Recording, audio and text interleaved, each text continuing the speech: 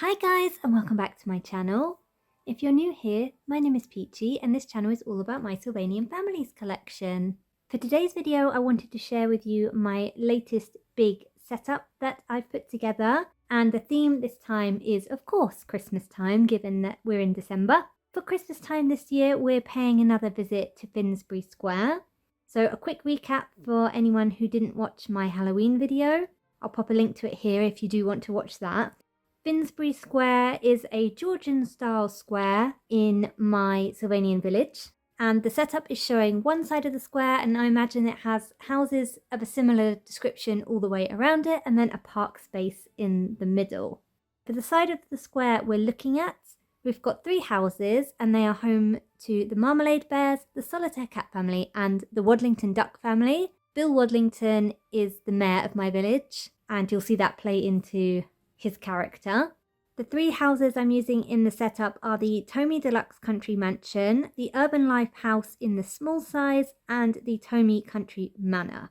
This area of my village is just off of the Old Town High Street, another setup I've done in another video, and they always decorate seasonally really well. So in the last setup video we saw how they decorated for Halloween, and now Christmas decorations are in full swing. They're always absolutely lovely here and lots of the villagers come to see them. The square also holds a frost fair in the park that's in the middle.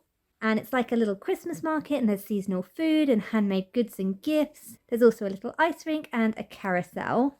That's the background to this area of my village and how it kind of looks in my head. Now let's take a look at the actual part that I've got set up here in a bit more detail. Going from left to right as we usually do. First up is the Marmalade Bear's house.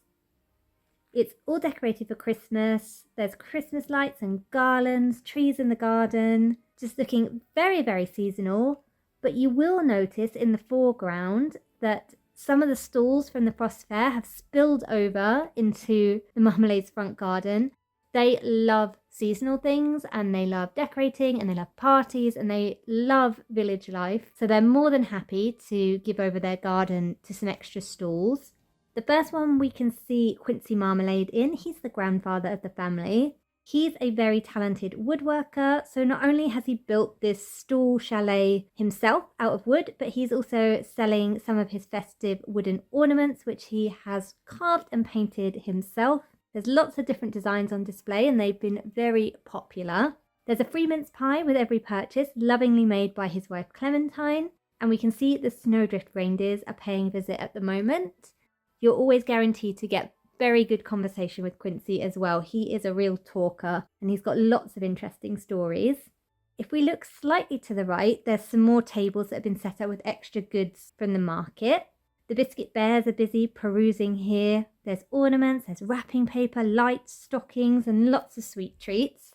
Here we can see Clementine, who's just finished another batch of cupcakes with the assistance from her little elf Ottilie. That's her granddaughter. She's adding these onto the table to replenish as they're selling, if you'll forgive the pun, like hotcakes. Just behind them, you can see a peek into the conservatory of the Marmalade Bear's house. You can see it's all lovely and decorated for Christmas. There's a beautiful tree in there. Comfy armchairs. There's some hot cocoa on the table. Margot, the mother of the family, has been in here and she's been busy wrapping presents. You can see wrapping paper on the floor and lots of presents under the tree. The room just looks so cozy and festive. I'll pop some footage here of when I was setting up the room. It's a little bit better lighting and you'll be able to see some of the details a little bit better. We can see that the conservatory is empty right now as Margot has rushed over to the front door after spotting her husband Maurice returning home with yet another Christmas tree. She loves Christmas as much as the next bear, but where on earth is he going to put this one? Maurice is busy waving at her and beaming, so proud of his purchase. It does look like a very nice tree, to be fair. If we just take a peek at the balcony door, we can see the twins, Kit and Carenza, and they have also spotted their father with the tree. They were watching a Christmas film on the television in the living room, but this is far more exciting. If we come down a bit, we can see little Noah Biscuit is posting a letter to Father Christmas in the special post box. These are dotted all throughout the village and are a much loved tradition among the villagers. We are, however, missing the final member of the family, which is Oscar, the little brother. Ah, there he is. It looks like he's about to cause some mayhem with the snowball in his paw. He's hiding just out of sight behind the big Christmas tree, but watch out, Ottilie, he's got you in his sights. If he throws that and hits Ottilie, there's going to be an all-out snowball fight because she will not take that lying down.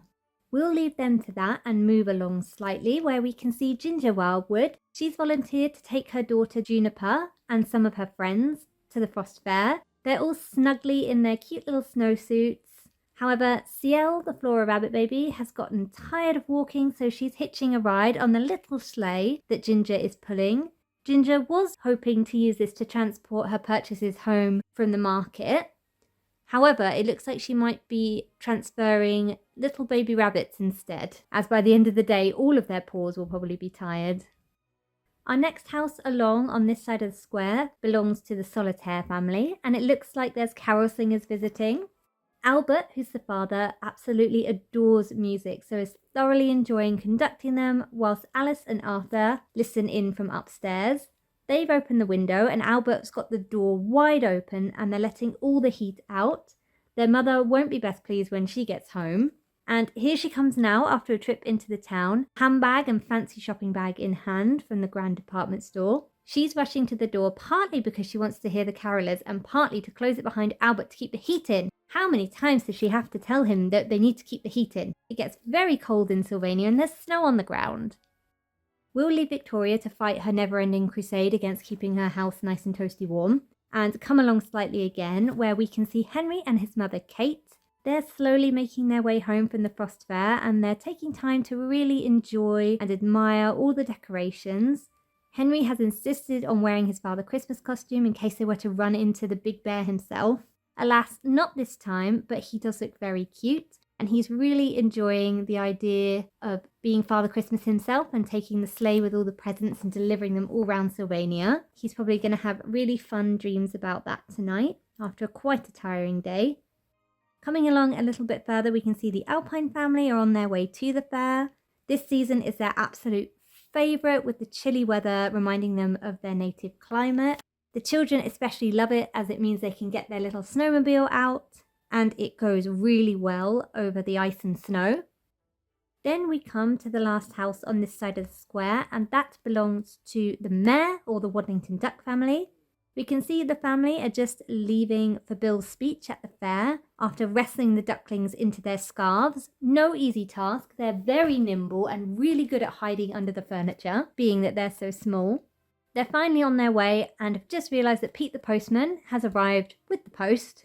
He's lucky to have caught them as he has plenty of parcels and Christmas cards spilling out of his bag for delivery to them. When you're the mayor of Sylvania and as well liked as Bill, a Christmas card from pretty much everyone in the village is to be expected, though where they're going to put them all and display them all is another story. Pete's on his second round of the day to make sure all the post gets to where it needs to be. It's the busiest time of the year for the Sylvanian Postal Service, so thank goodness he's got Samuel Stamp back in the post office and Eve Snowdrift out on another route to help him.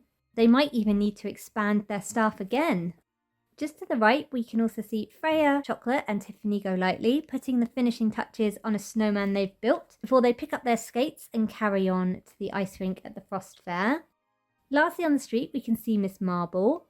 No detective business for her today. She's just enjoying the festive atmosphere and decorations on her walk. Though if she were needed to solve the case of, say, a missing mince pie, she'd be more than ready to jump into action. PC Bobby Roberts, Jason or Aidan Osborne would be her prime suspects.